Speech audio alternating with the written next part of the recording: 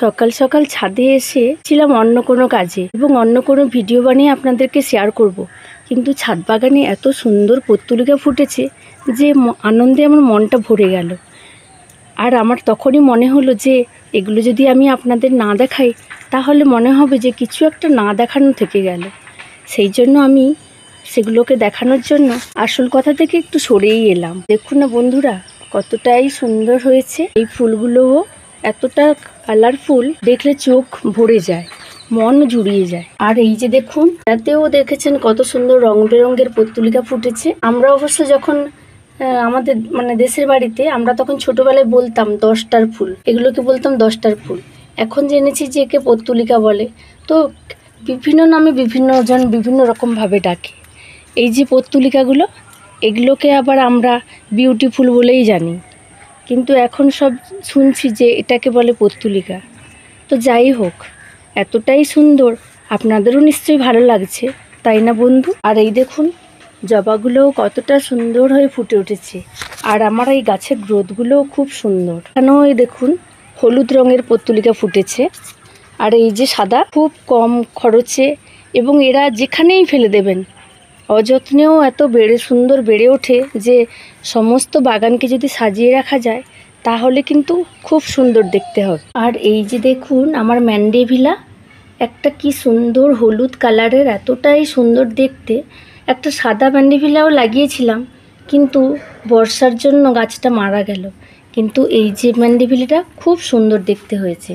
আর এদিকে দেখুন আমার অ্যালামন্ডা হলুদ রঙের ফুলগুলো কতটাই সুন্দর হয়েছে, খুব সুন্দর হয়েছে দেখতে। আর এদিকে দেখুন রজনীগন্ধার স্টিকগুলো কতটাই সুন্দর হয়েছে, আর কদিনের মধ্যেই ফুটে যাবে। তা বন্ধুরা, এখন আসল কথায় আসা যাক। আমি শ্রাবণী, আমার ছাদ বাগানে আপনাদের সবাইকে স্বাগত।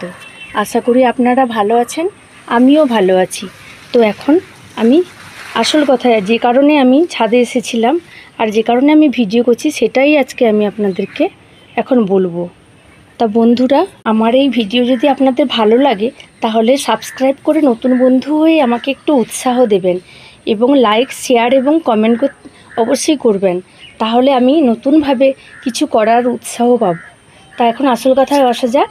এই যে বন্ধুরা দেখছেন একটা গাছ, আমি এটাকে কিনে এনেছি। তো বন্ধুরা, এর নাম কিন্তু আমি জানি না, আপনাদের যদি জানা থাকে অবশ্যই জানাবেন। তো এখন এই গাছটা এতটাই সুন্দর লাগছিল, ফুলগুলোও দেখুন কতটাই সুন্দর। তো আমার ভালো লাগলো বলে তাই কিনেও নিলাম। কিন্তু যার কাছ থেকে কিনলাম তাকে জিজ্ঞাসা করলাম যে গাছটার নাম কি। তো ও বলল আমি ভুলেই গেছি যে নামটার, গাছটার নাম কি। তো তাই আমি এখন ওকে তো এখন কি বলে ডাকি, তো সেই জন্যই বললাম যে একটা অজানা ফুল গাছের আমি রিপোর্টিং করব আজকে, এবং সেটা আমি আপনাদের শেয়ার করব।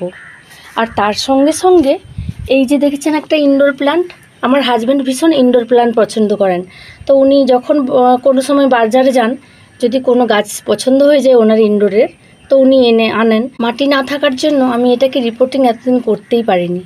তো এখন বাগান থেকে কিছুটা মাটি সংগ্রহ করে শুকনো করে রেখেছি।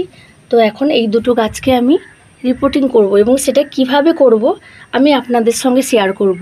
নাম না জানা ফুল গাছে রিপোর্টিং করার জন্য মাটি তৈরি করে নিয়েছি।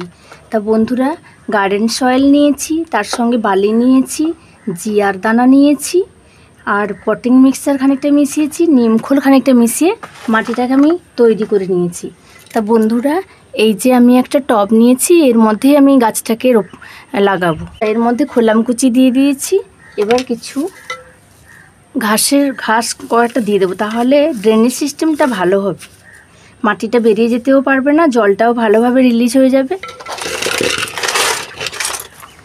এর মধ্যে আমি খানিকটা মাটি ভরে নিলাম। এবারে আমি গাছটাকে খুব সাবধানে এই গ্রো ব্যাগ থেকে বার করে নেব। গ্রো ব্যাগটা বাঁচানোর জন্য আবার টানাটানি করতে গেলে গাছের ক্ষতি হয়ে যেতে পারে, তাই আমি গ্রো ব্যাগটাকে কেটে নেব। এই যে দেখুন বন্ধুরা, আমি কত সুন্দরভাবে গ্রো ব্যাগ থেকে গাছটাকে বের করে নিয়েছি। এবার আমি এর মধ্যে বসিয়ে দেব, দিয়ে এবার আমি কিছু মাটি চারদিক থেকে ঢেকে দেব।